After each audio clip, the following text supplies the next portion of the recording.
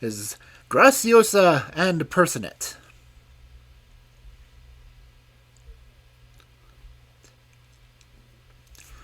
Once upon a time, there lived a king and queen who had one charming daughter. She was so graceful and pretty and clever that everyone called her Graciosa, and the queen was so fond of her that she could think of nothing else. Every day she gave the princess a lovely new frock of gold brocade, and satin or velvet, and when she was hungry she had bowls full of sugar plums, and at least 20 pots of jam. Everybody said she was the happiest princess in the world. Now, there lived at the same court a very rich old duchess, whose name was Grumbly. She was more frightful than tongue can tell. Her hair was red as fire, and she had but one eye, and that was not a pretty one. Her face was as broad as a full moon, and her mouth was so large that everybody who met her would have been afraid they were going to be eaten up. Only she had no teeth. As she was cross as she was ugly, she could not bear to hear everyone saying, "Oh, how pretty and how charming Graciosa was!" So she presently went away from the court to her own castle, which was not far off. But if anybody who went to see her happened to mention the charming princess, she would cry angrily, "It's not true that she is lovely. I have more beauty in my little finger than she has in her whole body."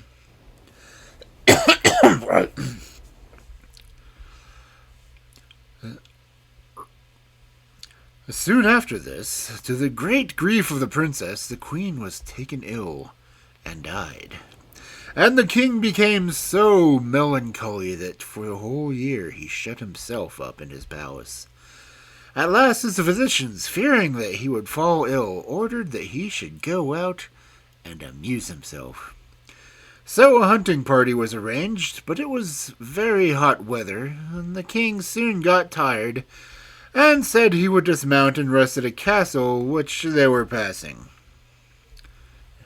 This happened to be the Duchess Grumbly's castle, and when she heard that the king was coming, she went out to meet him, and said that the cellar was the coolest place in the whole castle, if he would consent to come down into it.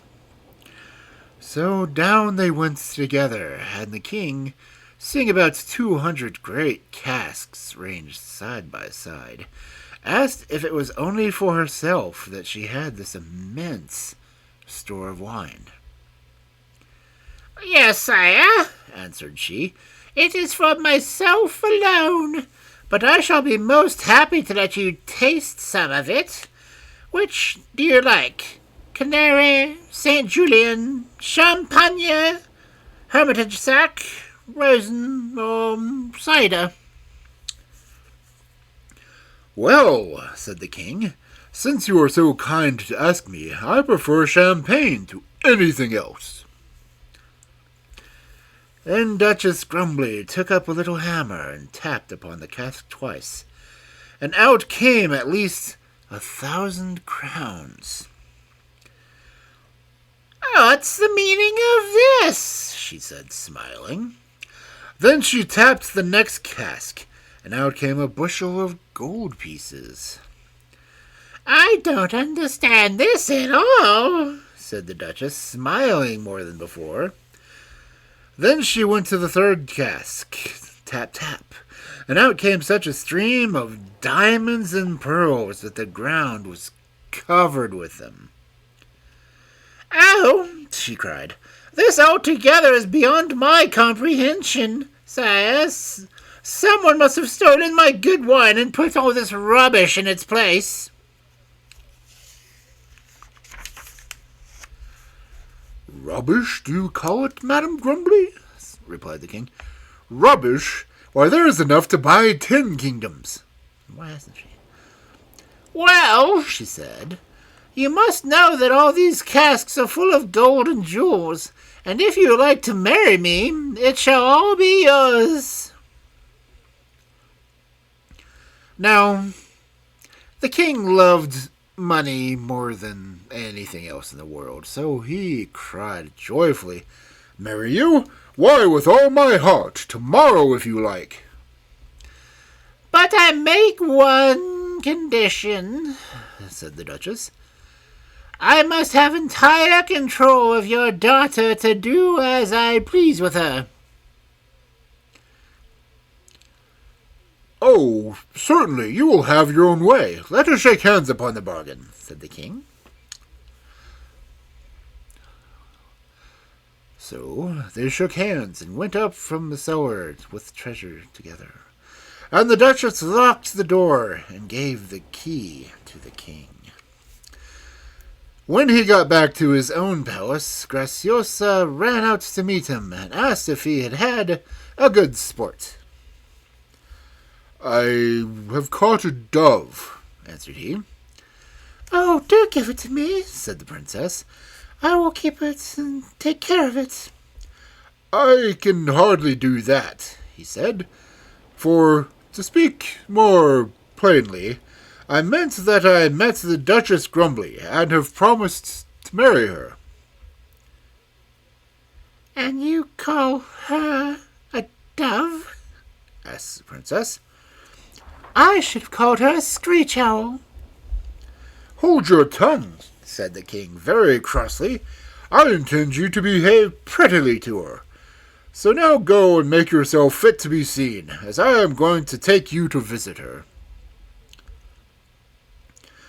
So the princess went sorrowfully to her own room, and her nurse, seeing her tears, asked her what was vexing her.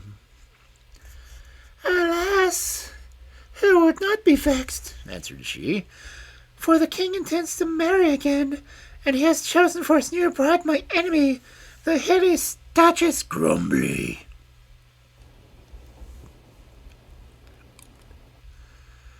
"Oh, well," answered the nurse, "you must remember that you are a princess and are expected to set a good example in making the best of whatever happens. You must promise not to let the Duchess see how much you dislike her." At first the princess would not promise, but the nurse showed her so many good reasons for it that in the end she agreed to be amiable to her stepmother.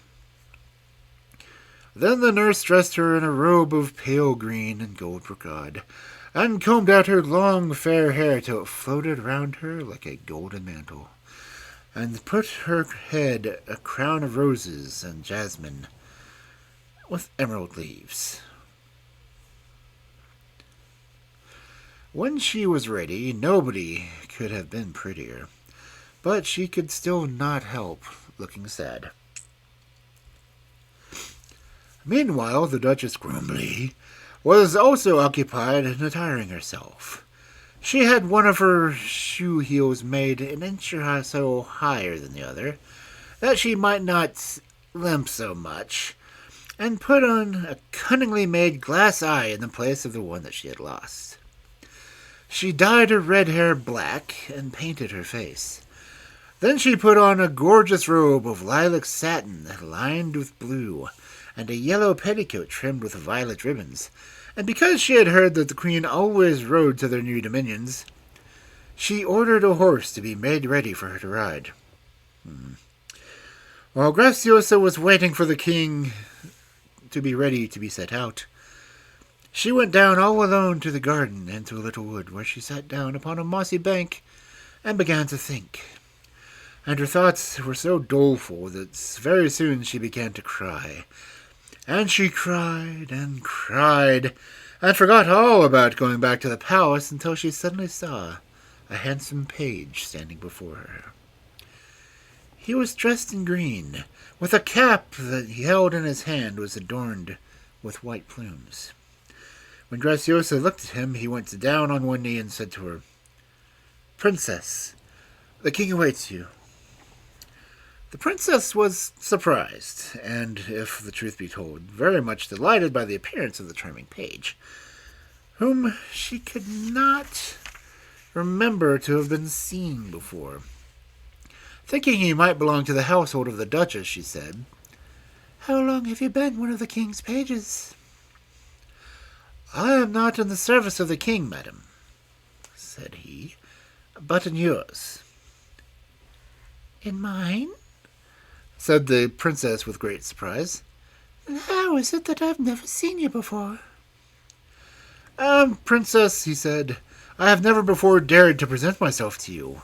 But now the king's marriage threatens you with so many dangers that I have resolved to tell you at once how much I love you already, and I trust that in time I may win your regard. I am Prince Percinet, whose riches you may have heard, and whose fairy gift will, I hope, be of use to you in your difficulties, if you'll permit me to accompany you under this disguise." "Ah, Percinet!" cried the princess. "Is it really you? I've heard often of you and wished to see you. If you will indeed be my friend, I shall not be afraid of that wicked old Duchess any more." So they went back to the palace together, and there Graciosa found a beautiful horse which Percinet had brought for her to ride. As it was very spirited, he led it by the bridle, and this arrangement entitled him to turn and look at the princess often, which he did not fail to do. Indeed, she was so pretty that it was a real pleasure to look at her. When the horse which the Duchess was to ride appeared beside Graciosa's, it looked no better than an old cart horse. And as to their trappings, there was simply no comparison between the two of them, as the prince's saddle and bridle were one glittering mass of diamonds. The king had so many other things to think of that he did not notice this, but all his courtiers were entirely taken up with admiring the princess and her charming page in green, who was more handsome and distinguished-looking than all the rest of the court put together. When they met the Duchess Grumbly, she was seated in an open carriage, trying in vain to look dignified. The king and the princess saluted her, and her horse was brought forward for her to mount. But when she saw Graciosa's, she cried angrily, "If that child has the better horse than mine, I will go back to my own castle this very minute. What is the good of being a queen if one can be slighted like this?" Upon this, the king commanded Graciosa to dismount and to beg the Duchess to honor her by mounting her horse. The princess obeyed in silence, and the Duchess, without looking at her or thanking her, scrambled up upon the beautiful horse, where she sat looking like a bundle of clothes, and 8 officers had to hold her up for fear that she would fall off. Even then, she was not satisfied, and she was still grumbling and muttering, so they asked her what else was the matter. "I wish the page in green would come and lead the horse, as he did for Graciosa when she rode it," she said sharply. And the king ordered the page to come and lead the queen's horse. Percinet and the princess looked at one another, but never said a word, and then he did as the king commanded, and the procession started with great pomp.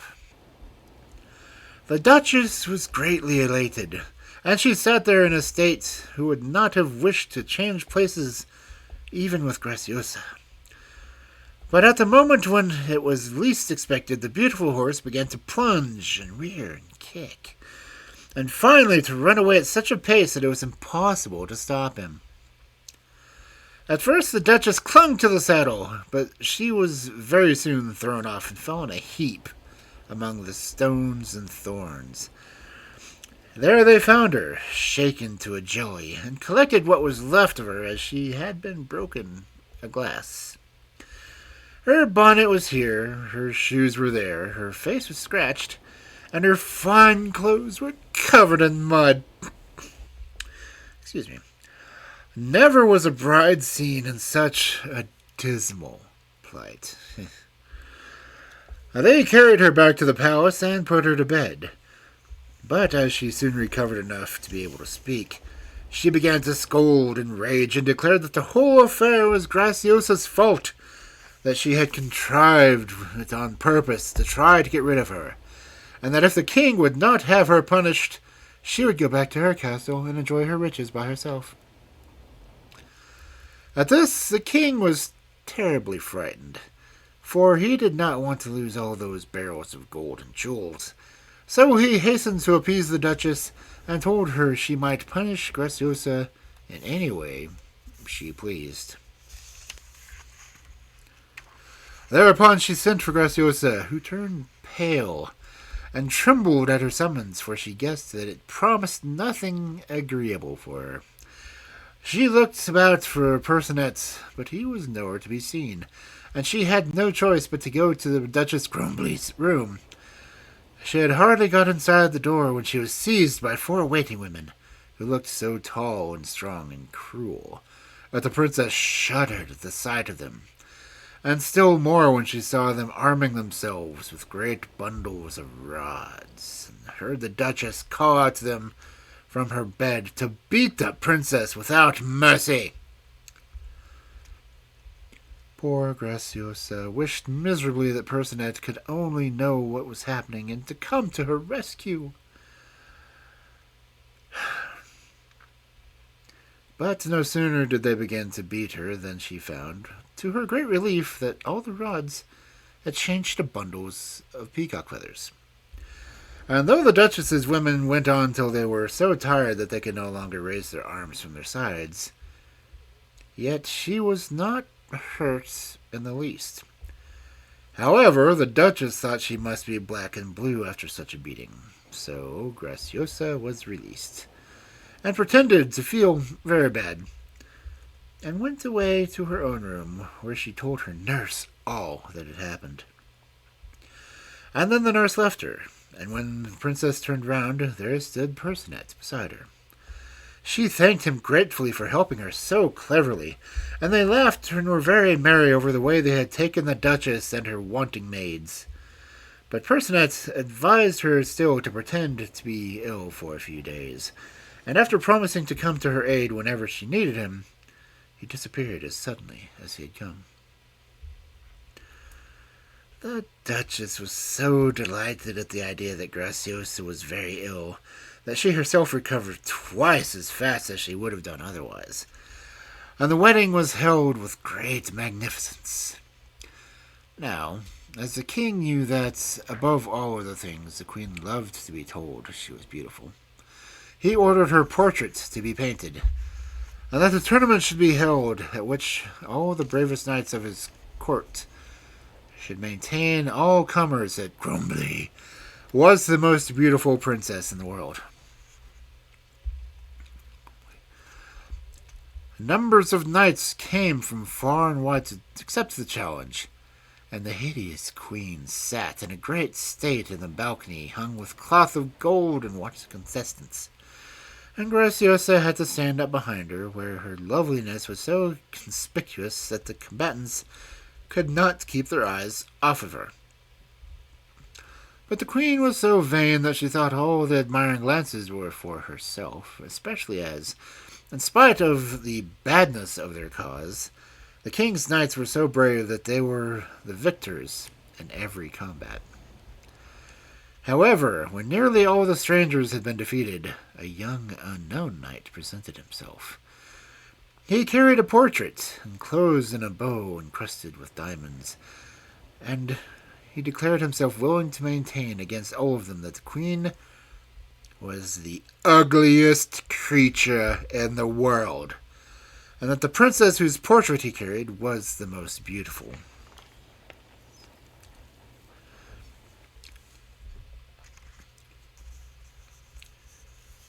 So, one by one the knights came out against him, and one by one he vanquished them all. And then he opened the box, and said that, to console them, he would show them the portrait of his Queen of Beauty. And when he did so, everyone recognized Princess Graciosa. The unknown knight then saluted her gracefully and retired, without telling his name to anybody. But Graciosa had no difficulty in guessing that it was Percinet. As to the queen, she was so furiously angry that she could hardly speak. But she soon recovered her voice, and overwhelmingly Graciosa was given a torment of reproaches. "What?" she said. "Do you dare to compare disputes with me for the prize of beauty, and expect me to endure this insult to my knights? But I will not hear it, proud princess. I will have my revenge." "I assure you, madam," said the princess, "that I had nothing to do with it, and am quite willing that you shall be declared Queen of Beauty."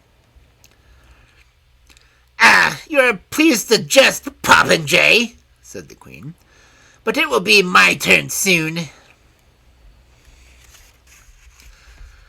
The king was speedily told what had happened, and how the princess was in terror of the angry queen.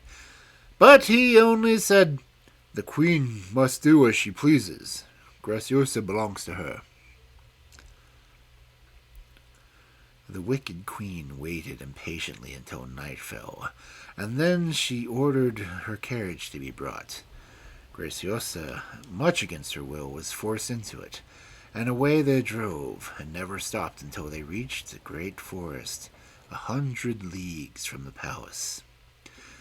This forest was so gloomy and so full of lions and tigers and bears, and wolves, that nobody dared pass through it, even by daylight.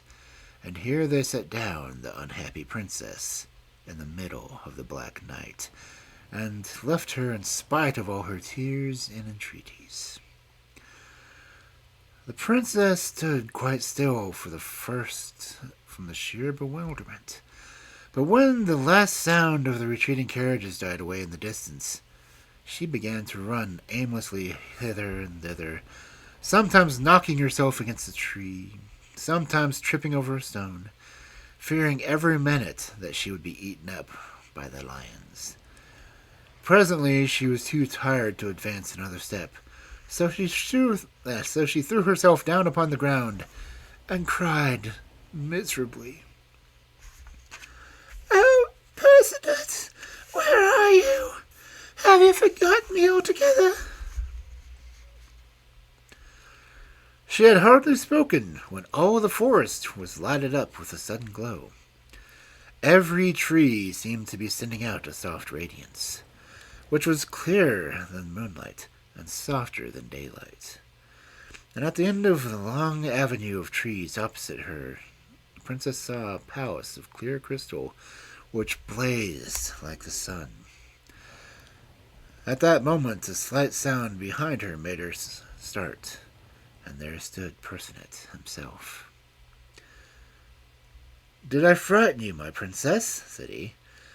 "I come to bid you welcome to our fairy palace, in the name of the queen, my mother, who is prepared to love you as much as I do." The princess joyfully mounted with him into a little sled drawn by 2 stags, which bounded off and drew them swiftly to the wonderful palace, where the queen received her with great kindness, and a splendid banquet was served at once. Graciosa was so happy to have found Percinet, and to have escaped from the gloomy forest and all its terrors, that she was very hungry and very merry, and they had a gay party. After supper they went into another lovely room, where the crystal walls were covered with pictures, and the princess saw with great surprise that her own history was represented in them, even down to the moment where Percinet found her in the forest. "Your painters must be indeed diligent," she said, pointing out the last picture to the prince. "They're obliged to me, for I will not have anything forgotten that happens to you," he answers.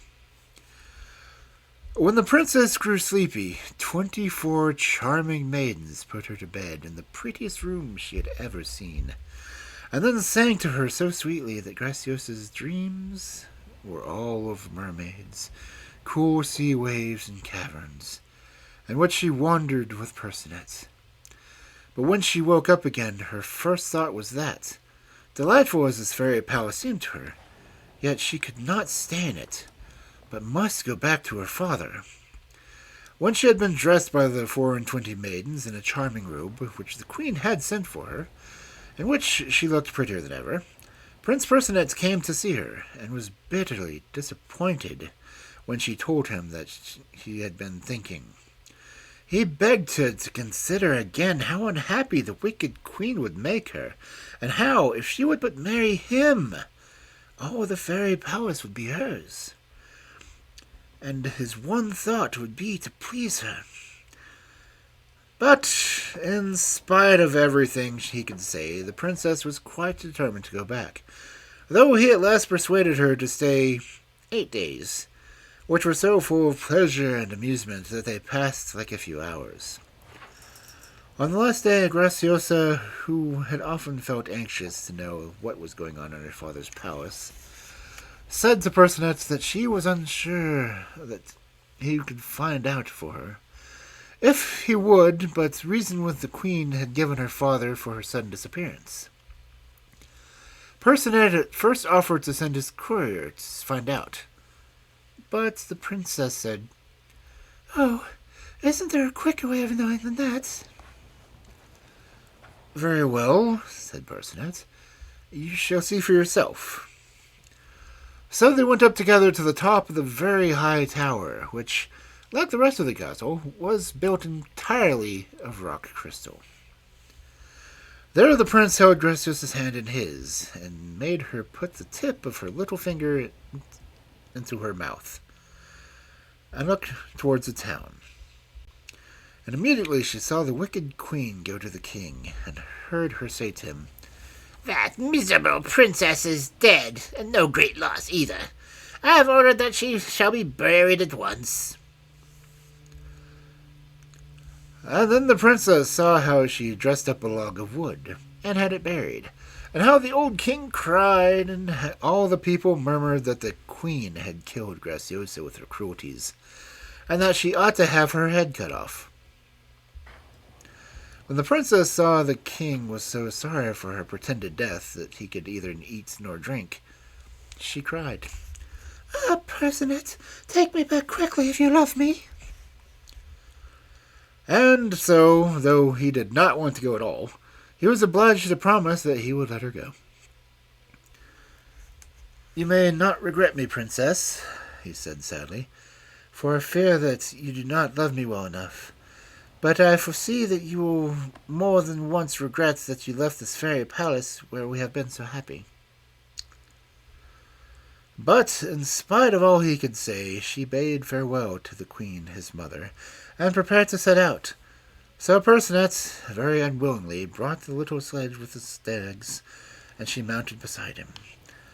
Then they had hardly gone 20 yards when a tremendous noise behind her made Graciosa look back, and she saw the palace of crystal fly into a million splinters, like a spray of a fountain, and vanish. "Oh, Percinet," she cried, "what has happened? The palace is gone." "Yes," he answered, "my palace is a thing of the past. You will see it again, but not until you have been buried." "Now you are angry with me," said Graciosa in her most coaxing voice. "Though after all, I am more to be pitied than you are." When they got near the palace, the prince made the sledge and themselves invisible, so the princess got in unobserved, and ran up to the great hall where the king was sitting all by himself. At first he was very much startled by Graciosa's sudden appearance, but she told him how the queen had left her out in the forest, and how she had caused a log of wood to be buried. The king, who did not know what to think, sent quickly and had it dug up. And, sure enough, it was as the princess had said. Then he caressed Graciosa and made her sit down to supper with him, and they were as happy as possible. But someone had by this time told the wicked queen that Graciosa had come back, and was at supper with the king, and she flew into a terrible fury. The poor old king quite trembled before her, and when she declared that Graciosa was not a princess at all, but a wicked impostor, well, that if the king did not give her up at once, she would go back to her own castle and never see him again. He had not a word to say, and really seemed to believe that it was not Graciosa after all.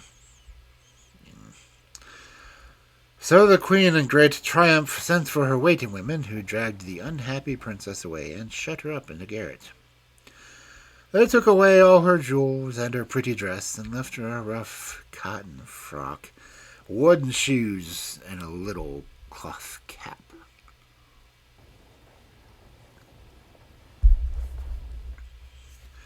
There was some straw in the corner, which was all she had for a bed, and they gave her a very little bit of black bread to eat. In this miserable plight, Graciosa did indeed regret the fairy palace, and she would have called Percinet to aid her, only she felt sure he was still vexed with her for leaving him, and though she did not expect him to come. Meanwhile, the queen had sent for an old fairy, as malicious as herself, and said to her, You must find me some task for this fine princess which she cannot possibly do, for I mean to punish her. And if she does not do what I order, she will not be able to say that I am unjust. So the old fairy said she would think it over and come again the next day. When she returned, she brought with her a skein of thread, 3 times as big as herself. It was so fine that a breath of air could break it, and so tangled that it was impossible to see the beginning or the end of it. The queen sent to Graciosa and said to her, Do you see this skein? Set your clumsy fingers to work upon it, for I must have it disentangled by sunset. And if you break a single thread of it, it will be far the worse for you. So saying this, left her, locking the door behind her with 3 keys.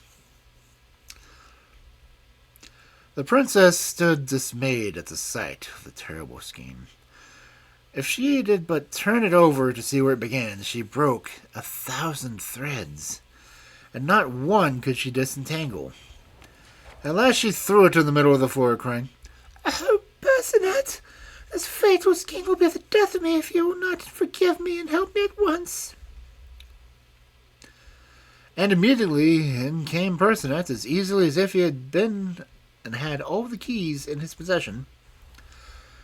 I am here, princess, as much as ever at your service, he said, though you really are not very kind to me.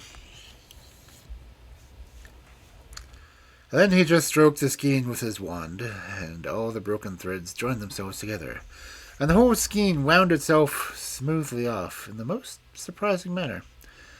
And the prince, turning to Graciosa, asked if there was nothing else that she wished him to do for her, and if the time would never come when she would wish for him for his own sake.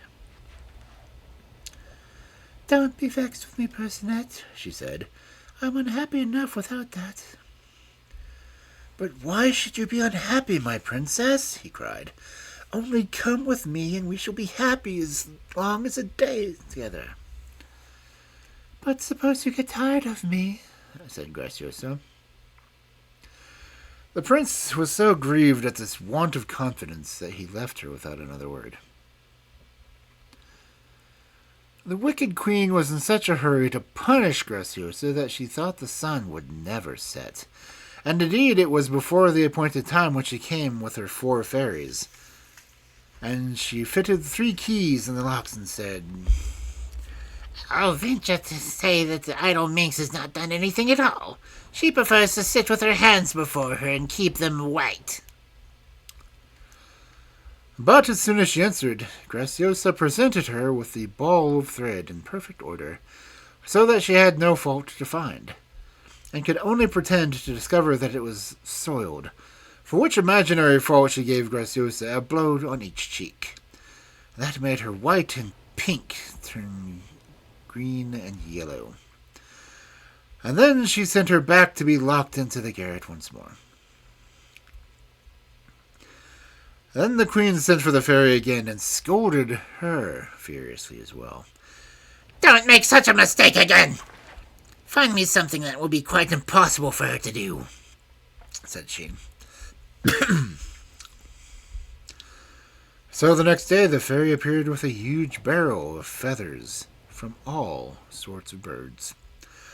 There were nightingales, canaries, goldfinches, linnets, tomits, parrots, owls, sparrows, doves, ostriches, bustards, peacocks, larks, partridges, and, anything else you can think of. These feathers were all mixed up in such confusion that the birds themselves could not have chosen out their own. Here, said the fairy, is a little task which will take your prisoner's skills and patience to accomplish. Tell her to pick out and lay in a separate heap the feathers of each bird. She should need to be a fairy to do it all. The queen was more delighted at the thought of the despair of the task would cause the princess. So she sent for her, and with the same threats as before, locked her up with the 3 keys, ordering that all the feathers should be sorted by sunset. Graciosa set to work at once, but before she had taken out a dozen feathers, she found that it was perfectly impossible to know one from the other. "Oh, well," she cried, "the queen wishes to kill me, and if I must die, I must. I cannot ask Percinet to help me again, for if he really loved me, he would not wait till I called him. He would come without that." "I'm here, my Graciosa," cried Percinet, springing out of the barrel where he had been hiding. "How can you still doubt that I love you with all my heart?" Then he gave 3 strokes of his wand upon the barrel, and all the feathers flew out in a cloud and settled in neat little separate heaps all around the room. "What should I do without you, Percinet?" said Graciosa gratefully. But she could still not quite make up her mind to go with him and leave her father's kingdom forever. So she begged him to give her more time to think of it, and he had to go away, disappointed once more. Damn girl. When the wicked queen came at sunset, she was amazed and infuriated to find the test done. However, she complained that the heaps of feathers were badly arranged, and for that the princess was beaten and sent back to her garret. Then the queen sent for the fairy once more and scolded her until she was fairly terrified, and promised to go home and think of another task for Graciosa, worse than either of the others.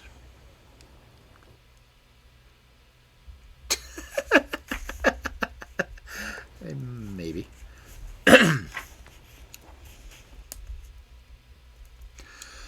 At the end of 3 days she came again, bringing with her a box. Tell your slave, she said, to carry this wherever you please, but on no account to open it. She will not be able to help doing so, and then you will be quite satisfied with the result. So the queen came to Graciosa and said, Carry this box to my castle and place it on the table in my own room. But I forbid you on pain of death to look at what it contains.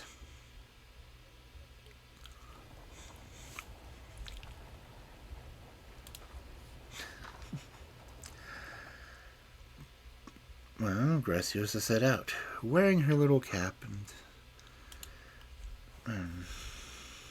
wooden shoes and an old cotton frock. But even in this disguise she was so beautiful that all the passers-by wondered who she was. She had not gone far before the heat of the sun and the weight of the little box tired her so much that she sat down to rest in the shade of a little wood which lay on one side of a green meadow. She was carefully holding the box upon her lap when suddenly she felt great desire to open it.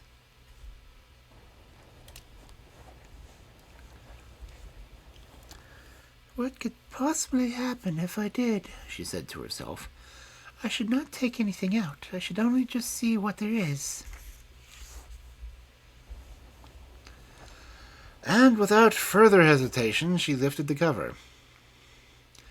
Instantly came out swarms of little men and women, no taller than her finger, and scattered themselves all over the meadow, singing and dancing and playing the merriest games, so that at first Graciosa was delighted and watched them with much amusement. But presently, when she was rested and she wished to go on her way, she found that, do what she would, she could not get them back into the box. If she chased them in the meadow, they fled to the wood. If she pursued them to the wood, they dodged around trees and behind sprigs of moss, and with peals of elven laughter scampered back into the meadow. At last, weary and terrified, she sat down and cried. "It is my own fault," she said sadly. "Percinet, if you still care for me and such an impudent princess, do come and help me once more." Immediately, Percinet stood before her. "Ah, princess," he said, "but for the wicked queen I fear you would never think of me at all." "Indeed I should," said Graciosa. "I'm not so ungrateful as you think. Only wait till I dawn, I believe I shall love you quite dearly." Percinet was pleased at this, and with one stroke of his wand compelled all the willful little people to come back to their places in the box. And then, rendering the princess invisible, took her with him in his chariot to the castle. When the princess presented herself at the door and said that the queen had ordered her to place the box in her own room, the governor laughed heartily at the idea. "No, no, my little shepherdess," he said. "This is not the place for you. No wooden shoes have ever been over that floor yet." Then Graciosa begged him to give her a written message telling the queen that he had refused to admit her. This he did, and she went back to Percinet, who was waiting for her, and they set out together for the palace. You may imagine that they did not go the shortest way, but the princess did not find it too long, and before they parted she had promised that if the queen was still cruel to her and tried again to play any spiteful trick, she would leave her and come to Percinet forever. When the queen saw her returning, she fell upon the fairy, whom she had kept with her this time, and pulled her hair and scratched her face, and would really have killed her if a fairy, could be killed. When the princess presented the letter and the box, she threw them both upon the fire without opening them. It looked very much as if she would like to throw the princess after them. However, what she really did do was to have a great hole as deep as a well and dug in her garden. On the top of it, covered with a flat stone. Then she went and walked near it, and said to Graciosa and all her ladies who were with her, "I am told a great treasure lies beneath the stone. Let us see if we can lift it." So they all began to push and pull at it, and Graciosa among the others, which was just what the queen wanted. For as soon as the stone was lifted high enough, she gave the princess a push, which sent her down to the bottom of the well. And then the stone was let fall again, and there she was, a prisoner. Graciosa felt now she was indeed hopelessly lost. Surely not even Percinet could find her in the heart of the earth. "This is like being burned alive," she said with a shudder. "Oh, Percinet, if you only knew how I was suffering for my want of trust in you. But how could I be sure that you would not be like the other men and tire of me in the moment you were sure I loved you?" Princesses. As she spoke, she suddenly saw a little door open, and the sunshine blazed into the dismal well. Graciosa did not hesitate an instant, but passed through into a charming garden. The flowers and fruit grew on every side, fountains plashed, and birds sang in the branches overhead. And when she reached a great avenue of trees and looked up to see where it would lead her, she found herself close to the Palace of Crystal. Yeah, there was no mistaking it. and the Queen and Percinet were coming to greet her. "Oh, Princess," said the Queen, "don't keep this poor Percinet in suspense any longer. You little guess his anxiety he has suffered while you were in the power of the miserable Queen."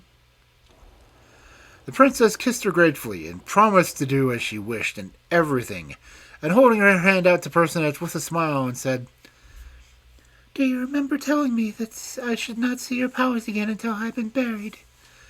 I wonder if you guessed that then, when that happened, I should tell you that I love you with all my heart and will marry you whenever you like." Prince Percinet joyfully took the hand that was given him, and, for fear the princess would change her mind, the wedding was held at once, with the greatest splendor. And Graciosa and Percinet lived happily ever after.